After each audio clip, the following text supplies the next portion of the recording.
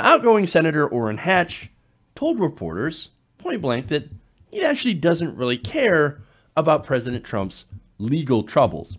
Now, Trump, also known as Individual One, when you're known as Individual One, that's not good, is facing some possible legal problems due to breaking some campaign finance laws regarding some hush money payments made to two porn stars, Stormy Daniels and Karen McDougal, during his election bid.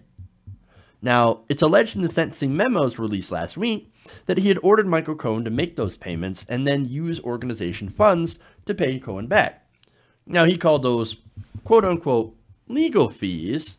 However, when you're talking to experts on campaign finance, the timing and the reason make them look a lot like campaign finance violations, right? So now, here's the thing about that. It was actually made in the waning days of his presidential campaign, and it was geared to bury the story from the press because they thought it might hurt his election chances. And so it's a campaign contribution. Current U.S. law says you can't lie about payments, being legal fees in order to skirt the $2,700 limit on campaign contributions. You can't do it. So now Hatch doesn't actually care. Now, Hatch is a member of the Senate Judiciary Committee, so he's supposed to know about justice, but apparently he doesn't. Now, he told CNN's Manu Raju that he doesn't care and that he doesn't think the president was actually involved in Cohen's hush money payments on his behalf. I'm going to give you the tweets here. Hatch dismisses allegations of Trump crimes over hush money. Asked if he had any concerns, Hatch said, quote, "The Democrats will do anything to hurt this president." That's a Democratic plot. No, if anybody hurt Donald Trump, it's Donald Trump. He almost owned himself. His corruption knows absolutely no bounds. But Hatch is still, it's Democratic plots, witch hunt. All right, let's continue. Told it was alleged by the Southern District of New York. Hatch told him, okay, but I still don't care. All I can say is he's doing a good job as president. Well, now wait a minute. The deficit's up. Verizon is laying off 10,000 people. GM is laying off 14,000 people. Manufacturing is down. Tariffs are hurting soybean manufacturers, soybean farmers, I should say. You have tariffs on aluminum and steel that are driving up the cost of goods and services. And you have a trade war with China. How is he doing a good job as a president? Where's the good job here? Come on, man. Okay. Anyway. Now, Hatch also added this when he was asked about if he was concerned about some of the allegations. He said, quote, "No, because I don't think he was involved in crimes. But even if he was, you can make anything a crime under the current laws. If you want to, you can blow it way out of proportion. You can do a lot of things. I mean, under the current laws, you can make anything a crime." Wait, were there laws before where you couldn't make things a crime by passing a law? I don't quite understand. And look, under the current laws, if he wants to talk about that, what Cohen did was a crime. And it's been a crime for quite some time. Whether or not you agree it should be a crime, right now it actually is. So, now that's despite Republican efforts to make bribery 100% legal, because that's what this is. Look, that's what campaign contributions are. It is a form of legal bribery. If it were up to me, I would get rid of all campaign contributions. I would make elections 100% publicly funded. Get all the corporate money out, get all the union money out, get it all out so that the politicians work for us and not private donors. Public financing means they serve the public. Private financing means the politicians serve private interests. I don't want that. Now, Orrin Hatch thinks, oh no, I actually love that system of corruption. I love that system of legal bribery, and I think we shouldn't have any limits on this. Law, I don't care about the law. I want to change the law so that bribery is 100% legal. So now, Hatch continues. He went on to suggest that Trump's alleged wrongdoing came from before he became president. And so it holds no bearing on the present. You know, you want to talk about how much of a double standard that really is. I mean, you could bring up all sorts of issues where Republicans have said, oh my God, I can't believe he did this in his past. Get him. Get him, impeach him, get him out of office. Now, I'm going to give you the quote on this. President Trump, before he became president, that's another world.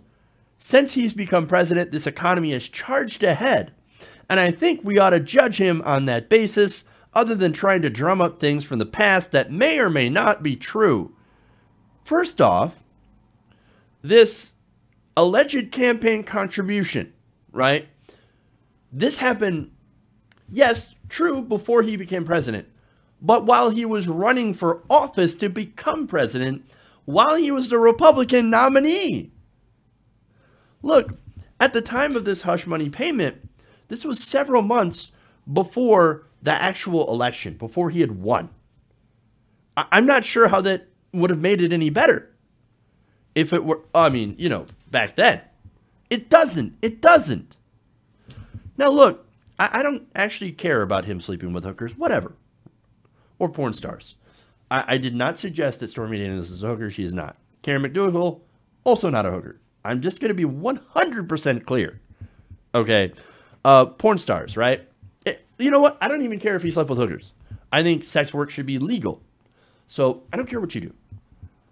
I do care, though, that you used campaign money to basically make sure you bury that story in order to help your election.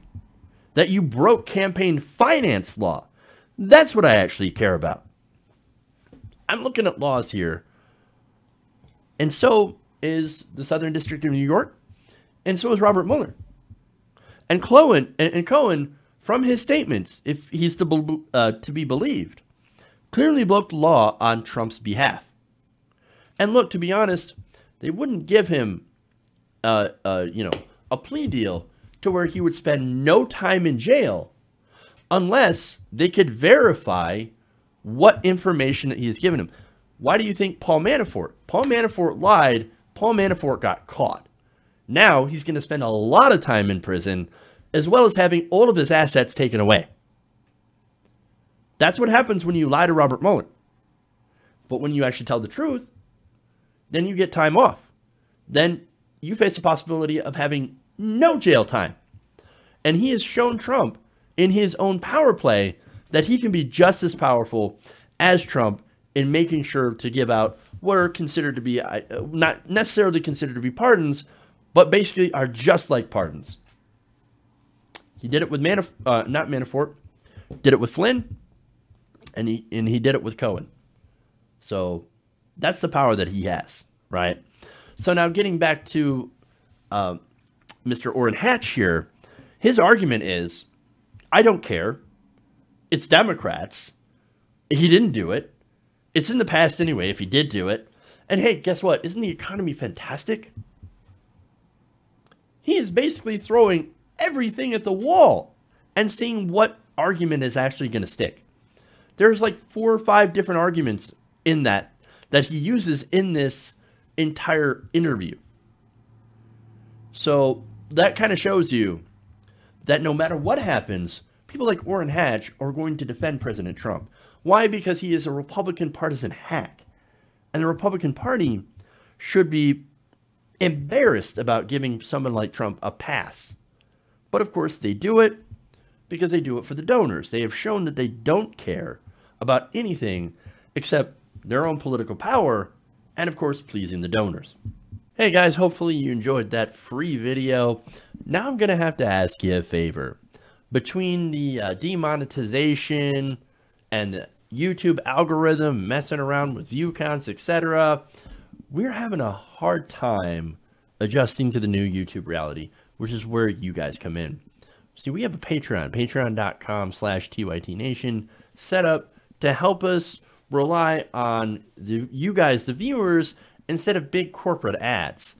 Look, you know the show. You know how I'm not in favor of big corporations anyway. So help us transition away from relying on the ad model to pay the bills and sign up to be a patron, patreon.com/TYTNation. That goes a long way to help us keep the lights on. And you guys will know that you're supporting independent progressive media.